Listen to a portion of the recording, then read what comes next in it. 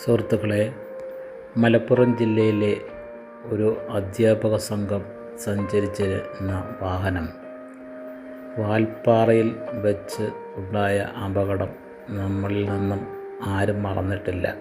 ഈ അപകടത്തോടനുബന്ധിച്ച് ഈ യാത്ര ചെയ്യുന്ന പ്രത്യേകിച്ച് ഡ്രൈവർമാരായ ആളുകളിൽ ഒരു ചെറിയൊരു അവബോധം ഉണ്ടാക്കുവാൻ ഞാൻ ശ്രമിക്കുകയാണ്.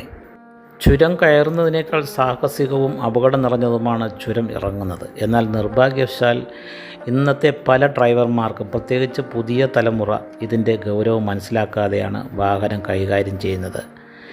കഴിഞ്ഞ ദിവസം നടന്ന ദാരുണമായ അപകടത്തിൻ്റെ പശ്ചാത്തലത്തിൽ ചില കാര്യങ്ങൾ പങ്കുവയ്ക്കാൻ ഞാൻ ശ്രമിക്കുകയാണ്.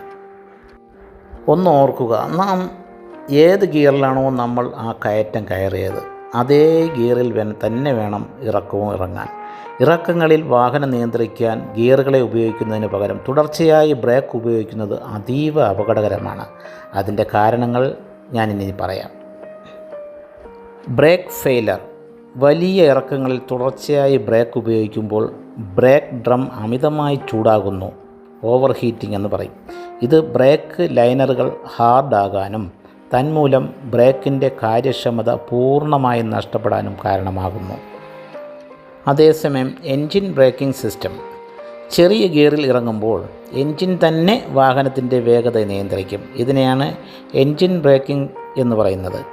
ഇങ്ങനെ ചെയ്യുമ്പോൾ ചെറിയ രീതിയിൽ മാത്രം ബ്രേക്ക് ഉപയോഗിച്ച് നമുക്ക് സുരക്ഷിതമായി വാഹനം നിയന്ത്രിക്കാൻ പറ്റും. പിന്നെ വേണ്ടത് ശ്രദ്ധയും സംയമനവുമാണ്. വാഹനത്തിനുള്ളിലെ വിനോദങ്ങളോ മറ്റ് അശ്രദ്ധകളോ അല്ല മിക്കപ്പോഴും അപകടം വരുത്തുന്നത്. മറിച്ച് ഡ്രൈവിങ്ങിലെ സാങ്കേതികമായ ഇത്തരം അറിവില്ലായ്മയും അമിത വേഗതയുമാണ്. റോഡിലെ ഓരോ വളവിലും ഡ്രൈവറുടെ പൂർണ്ണമായ ശ്രദ്ധ അത്യാവശ്യമാണ്.